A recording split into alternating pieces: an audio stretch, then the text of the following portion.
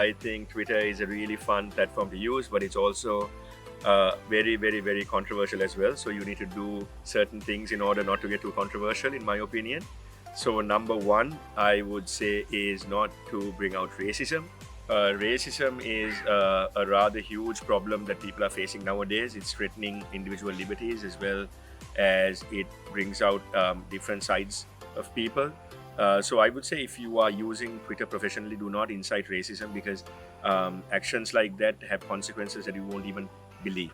If you are someone that is answerable to the public and if you're a public official, for example, you need to remember to make sure your Twitter is active and you engage.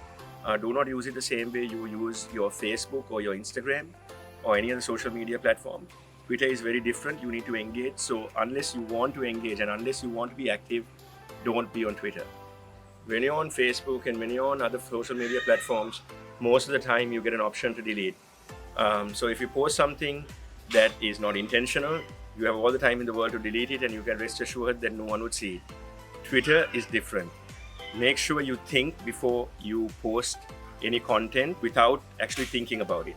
There's a reason why troll accounts exist. If you look at the pattern of the comments and the personal insults that some trolls throw at you, what it does is it's meant to cause you an emotional response. Things that you could say that would affect not only your career, if you are, for example, a career person, it could ruin your career. So it's basically meant to cause distress. So me, personally, I like having a little bit of fun here and there with trolls because I don't take a lot of things personally because I think it's all part of the game. But there are lots of people who find it very, very, very difficult to withstand what trolls say, and it's a never-ending, and it's almost an endless journey to nothing really. If you're not someone who can handle the pressure of engaging with trolls, who's incapable of having a little fun with it, that's understandable. So the best thing to do is not to engage them. Do not block. Whatever you do, make sure you do not block if, and I mean if, you're a public rep. If you're someone that's answerable to the public, you got to learn to take criticism. Remember, if you're a notable person that has somewhat of a following or a percentage of the following that actually respects them or respects you or looks up to you or thinks that you're someone that can make a difference, then if you are that person or if you belong to that category or belong in that category, make sure you know that all your words have consequences. You got to remember that what you say matters. So my personal preference is I like to unite and I like people to get together with what I say.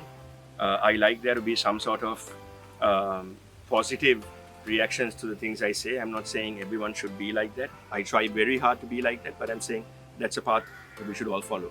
There are lots of things that lots of different people are going through on social media platforms. That includes everything, including Twitter. There are lots of people who are subject to cyberbullying.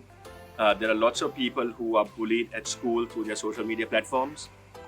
So make sure whatever you do, you use whatever platform you use to spread good, because you do good and you get good, and that will not only be a blessing to you, but it will also be a blessing to those around you.